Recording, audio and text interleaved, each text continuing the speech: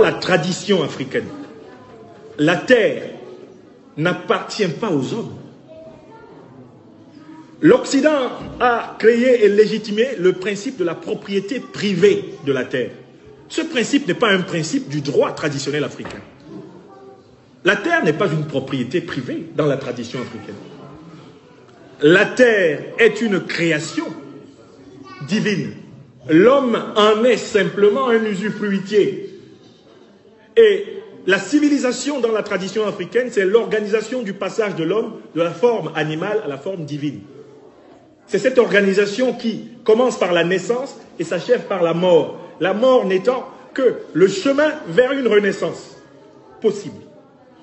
Donc la terre est un atelier que Dieu, à travers les puissances primordiales, nous a donné pour nous préparer à devenir des ancêtres. Toute la civilisation africaine est organisée contre le principe de la confiscation de la terre. Or, à travers les mutations de l'histoire, l'Occident va imposer le principe de la propriété privée. C'est lui qui, comme dit Rousseau, va tracer en disant « ceci est à moi ». C'est lui qui va imposer les principes du droit international actuel. Tout le droit international actuel est organisé à l'origine sur le principe de la propriété privée. À partir du moment où vous posez le principe de la propriété privée, on va figer chacun sur ses positions. Les Africains sont massivement présents sur le continent africain, c'est leur continent. Les leucodermes sont massivement présents sur le continent européen, c'est leur continent. Les rouges américains, qu'on appelle les Indiens d'Amérique, sont massivement présents sur le continent nord-américain, c'est leur continent. Les jaunes sont massivement présents, eh bien, en Asie et en extrême Asie, c'est leur continent. Vous voyez comment le monde s'est figé. Si la philosophie africaine de la Terre avait continué à inspirer les institutions internationales, les hommes pourraient circuler d'un bout à l'autre de la planète sans être considérés comme des étrangers. C'est parce qu'on a nié le principe que nous sommes tous des citoyens de la même planète, que nous sommes entrés dans les rivalités de puissance et que nous sommes en train de tenter aujourd'hui par l'équilibre de la terreur et des puissances de recouvrer des droits. Donc le panafricanisme, c'est l'idée que le monde étant devenu un rapport de force entre les puissances, les Africains doivent se reconstituer comme puissance pour imposer leur respectabilité, leur égalité et leur fraternité. Les panafricanistes sont des Africains en Amérique du Nord, en Europe, au XVIIIe, XIXe siècle, puis progressivement dans le continent, qui prennent conscience du fait qu'il va falloir lutter pour être respectés. Il va falloir lutter pour être respecté. Pourquoi? Parce que la plupart des groupes, des nations, des États, des puissances qui constituent ce monde ont perdu l'idée selon laquelle la terre nous appartient à nous tous. Puisque cette idée n'est plus le référentiel moral des grandes puissances planétaires, les Africains vont prendre conscience de l'obligation de s'organiser comme tels et de lutter pour préserver le havre de la transmission de la vie à leurs enfants. Donc le panafricanisme, à l'origine, est ancré dans un humanisme universel. Les panafricanistes ne peuvent pas être des racistes, car toutes les races dérivent de l'homme africain. Nous ne pouvons pas cracher sur nos propres enfants. Au sens de la phylogénèse, l'Afrique est la mère de l'humanité. Les Africains ne peuvent pas être racistes. Ce n'est pas possible, car tous les hommes qu'il y a sur la terre sont des descendants d'Africains. Les Africains initiés et instruits le savent. Mais les Africains sont obligés d'être réalistes. Le panafricanisme, c'est la prise de conscience du fait que les autres ne sont pas aussi gentils que nous souhaiterions qu'ils le soient et que par conséquent nous devons nous imposer en construisant des rapports de force qui nous protègent contre le rapt négrier, le rapt colonial, le rapt néocolonial et la brutalité dictatoriale. En quoi consiste donc l'idéologie panafricaniste? Bon, l'idéologie panafricaniste, à mon avis, elle se centre autour de 4 grands axes. Le premier axe, c'est que les panafricanistes invitent les Africains à se réconcilier avec la connaissance de leur propre histoire. C'est ce que j'appelle l'axe scientifique. L'Africain doit connaître l'histoire de l'Afrique.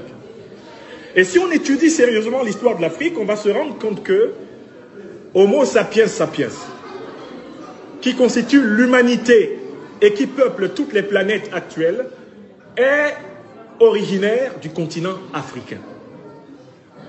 C'est quelque chose qui a une conséquence politique qui n'a pas été suffisamment soulignée jusqu'ici.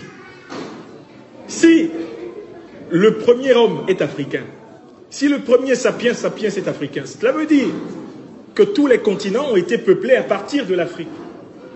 Cela veut dire que s'il y a une population sur la Terre qui est franchement légitime sur tous les continents, c'est la première population de tous les continents. Je veux inviter les responsables religieux à une conversion de leur vie et de leur ministère.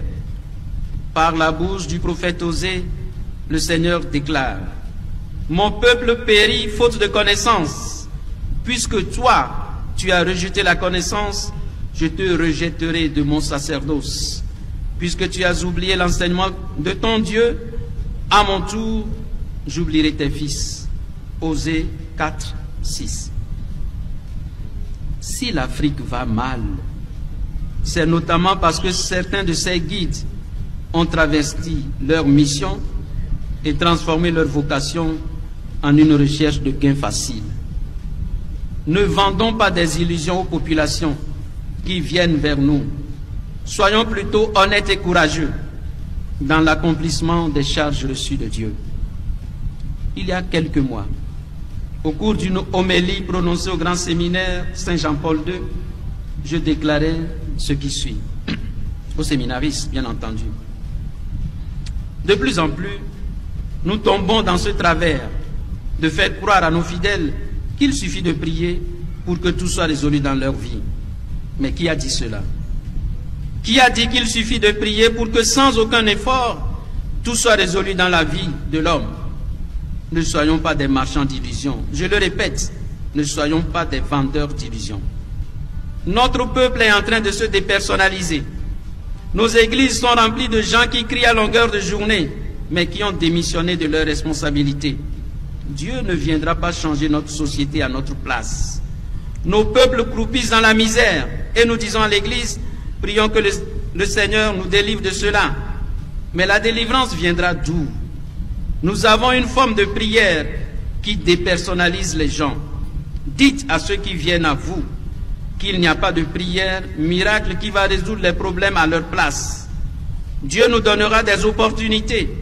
Il nous appartient de les saisir pour transformer la réalité.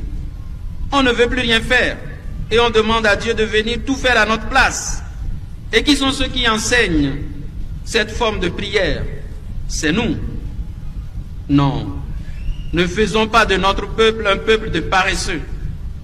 Il arrive parfois qu'on se retrouve devant des situations qui ont besoin simplement d'un peu de volonté. Mais on se contente de prier et on s'en va, comme si l'on avait tout fait. N'enfermez pas vos fidèles dans des prières au refuge. Ouvrez les portes pour qu'avec la grâce de Dieu, ils puissent agir. Pourquoi Jésus ne s'est-il pas enfermé? Pourquoi n'est-il pas resté sur la montagne toute la nuit et toute la journée à prier pour que Dieu convertisse les gens? Pourquoi est-il sorti pour prêcher la bonne nouvelle? Pourquoi a-t-il guéri lui-même si l'unique solution était de se mettre à prier pour que tout soit résolu? La prière ne remplace pas notre responsabilité. Elle la renforce pour que, puisant en Dieu notre énergie, notre lumière et nos convictions, nous puissions agir sur la réalité. Retenez bien cela. Maintenant, les 5 démarches que je viens vous proposer, en imitant un peu l'enfant prodigue. Lorsqu'il s'est rendu compte de sa misère, il a décidé de retourner vers le Père. Bon, on a fait des coups d'État. On a tué des leaders. On a fait des coups d'État contre Kwame Nkrumah. On a paralysé Sékou Touré. On a tué Cabral. Lumumba, n'en parlons pas. Boganda. Et le dernier, je pourrais dire, Sankara. On a donc tué les leaders. Le leadership africain était décapité. Mandela, près de 27 ans en tôle pour réclamer juste la dignité et la liberté et l'égalité. qu'est-ce qu'on n'a pas subi? On a fait beaucoup d'expériences. Pendant 50 à 60 ans, on a presque tout fait. Presque tout fait. Et l'Afrique n'avance pas. Et l'Afrique est endettée, très endettée. Et l'Afrique est pauvre. Bref, il y a quelque chose. C'est comme un continent qui a fait toutes les expériences. Les autres n'en ont pas fait tant. On a connu tous les systèmes. On a tout fait. Et ça n'avance pas. Les États sont fragiles. On tue quand on veut. On envoie la CPI quand on veut. Enfin, on répand les maladies quand on veut. La sécurité alimentaire n'est pas assurée. Alors qu'un continent qui a des lacs, des fleuves, des cours d'eau, qui peut faire des choses extraordinaires. Mais il y a un problème, les schémas qu'on fait sont des mauvais schémas. On ne peut pas les continuer encore. Oui, comment on va faire maintenant? Il n'y a aucun schéma. Tous les schémas sont usés, ça nous... Or, aujourd'hui, dans le monde tel qu'il l'Europe ou l'humanité conduite par l'Europe, les puissants, il faut être fort, puissant. Si vous êtes fragile, vous êtes ami ou quoi, ça ne compte pas. On vous écrase quand il le faut. Il n'y a pas d'amitié, il n'y a pas de partenaire, ça n'existe nulle part. Or, l'Afrique fait le NEPAD par des partenaires. Mais qui vient, mais enfin, quel est le partenaire de l'Allemagne même? Ils font tout seuls. Quel est le partenaire de la France? Quel est le partenaire de l'Angleterre? Quel est le partenaire des États-Unis? Ou quel est le partenaire des Chinois? Mais l'Afrique dit que j'ai un projet, il faut que les bailleurs de fonds et les partenaires. Quel est le bailleur de fonds de la France? Ils sont déficitaires depuis au moins 30 ans, mais ils ne sont pas aidés. Quel est le bailleur de fonds de l'Allemagne? Là où ils croisent les bras, ils ont des projets, et puis un bailleur de fonds, est-ce italien ou grec qui viendrait les financer? C'est la Grèce qui viendrait financer l'Allemagne? Mais l'Afrique croit encore à des mythologies comme ça, les bailleurs de fonds, les partenaires, ça n'existe pas. On a fait tous les schémas.